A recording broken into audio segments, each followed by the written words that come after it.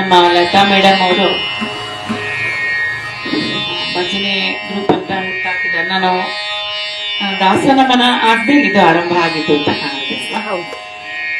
ನೀವು ಬೇರೆ ಬೇರೆ ತರ ಕೃತಿಗಳನ್ನ ಹೇಳ ಹೋಗಿದ್ರೆ ಭಜನೆಯಲ್ಲಿ ಹೇಳ್ಬೇಕು ಅಂತ ಒಂದು ರೂಲ್ಸ್ ಮಾಡಿಕೊಂಡು ಅದು ಆರಂಭವಾದಂತ ಗುಂಪು ಇದು.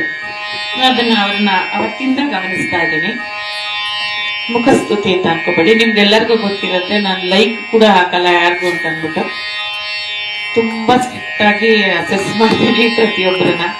ಅವ್ರನ್ನ ನಾನು ಅವತ್ತಿಂದ ಗಮನಿಸ್ತಾ ಇದ್ದೀನಿ. ಆ ಮಾತಲ್ಲಾಗ್ಲಿ ಹೇಳೋ ರೀತಿನಲ್ಲಾಗ್ಲಿ ಎಷ್ಟು ಪ್ರೀತಿಯಿಂದ ಮಾತಾಡಿಸ್ತಾರೆ. ನನ್ನನ್ನ ಅಂತಲ್ಲ, ನನಗೆ ಎಲ್ಲಾರನ್ನೂ ಅವ್ರು ಮಾತಾಡ್ಸೋದನ್ನ ಗಮನಿಸಿದ್ದೀನಿ. ಮತ್ತೆ ಅವ್ರ ಮೊಮ್ಮಕ್ಕಳನ್ನ ಅವ್ರು ಅದೆಷ್ಟು ಚೆನ್ನಾಗಿ ಎನ್ಕರೇಜ್ ಮಾಡ್ತಾರೆ.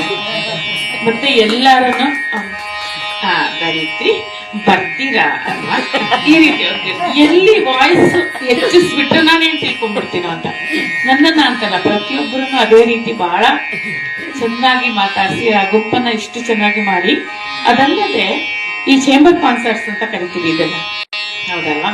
ಈಗ ಎಲ್ಲ ಆಡಿಟೋರಿಯಂಗೆ ಹೋಗ್ಬಿಟ್ಟು ಎಲ್ಲ ಸಿಕ್ಕಾಪಟ್ಟೆ ಖರ್ಚು ಮಾಡಿ ಬರೋದ್ ನೋಡಿದ್ರೆ ಅಷ್ಟೇ ಜನ. ಈಗ ಮನೆಯ ಅಂಗಳದಲ್ಲಿ ತುಳಸಿ ನೆಲೆಯಾಗಿರ್ತಾಳೆ, ಅಂಗಳದಲ್ಲಿ ಅಶ್ವಿನಿ ದೇವತೆಗಳಿರ್ತಾರೆ, ಅವ್ರ ಮನೆ ದೇವರು ಇರ್ತಾರೆ ಅಂತ ಹೇಳ್ತಾರೆ. ಅಂತ ಕಡೆ ಕರೆಸಿ ಇಂತಹ ಭಕ್ತ ಶಿರೋಮಣಿ ಅಂತ ಕಲಿಗಾಲದಲ್ಲಿ ನಾವು ಮಾಡ್ಬೇಕಾಗಿರೋದು ಒಂದೇ ಒಂದು ಸರೆಂಡರ್ ಆಗೋದು, ಅವನನ್ನ ಕೀರ್ತನೆ ಮಾಡೋದು.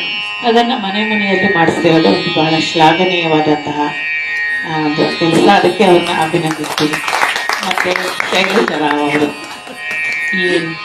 ಇಲ್ಲಿ ತಮ್ಮ ಮನೆಯ ಅಂಗಳದಲ್ಲಿ ಏರ್ಪಾಡು ಮಾಡಿದ್ದಾರೆ. ಮೊನ್ನೆ ನನ್ಗೆ ಲತಾ ಮೇಡಮ್ ಹೇಳಿದ್ರು, ಗಾಯತ್ರಿ ಮೇಡಮ್ ಬರೋದು ನಮ್ಮ ಮನೆಯಲ್ಲಿ ಅಂತ ಹೇಳ್ಬಿಟ್ಟು ಅವರ ಈ ಅಪಾರ ಪ್ರೀತಿಗೆ ಅಲ್ಲದೆ ನಮ್ಮ ಮನೆಗೂ ಕೂಡ ಅವರು ಬಂದು ಹೋಗಿದ್ದಾರೆ. ನನ್ನ ಕಾರ್ಯಕ್ರಮಗಳಿಗೂ ಬೆಂಗಳೂರಲ್ಲಿ ಬೇರೆ ಬೇರೆ ಕಡೆ ಆಗಿರೋದಕ್ಕೂ ಬಂದಿದ್ದಾರೆ. ಅವ್ರ ಮನೆಯಲ್ಲೂ ಹಾಡೋದಕ್ಕೆ ನಮ್ಗೆ ಅವಕಾಶ ಮಾಡಿಕೊಟ್ಟಿದ್ದಕ್ಕೆ ಅವ್ರಿಗೂ ಕೂಡ ನಾನು ವಂದನೆಗಳನ್ನ ತಿಳಿಸ್ತೀನಿ.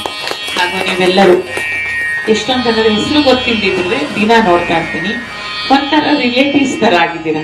ಯಾರೋ ಒಬ್ರು ಒಂದಿನ ಕಾಣಿಸ್ಲಿಲ್ಲ ಅಂದ್ರೆ ಇವ್ರು ಯಾಕಂದ್ರೆ ಕಾಣಿಸ್ತಿಲ್ವಲ್ಲ ಅನ್ನೋ ತರ ಈ ಬೀದಿಯಲ್ಲಿ ಇರೋರೆಲ್ಲ ಪರಿಚಯ ಆಗಿ ಎಲ್ಲ ಹೋದ್ರಿ ರಂಗೋಲಿ ಹಾಕ್ಲಿಲ್ಲ 2 ದಿವಸ ಅಂದ್ರೆ ನನ್ನ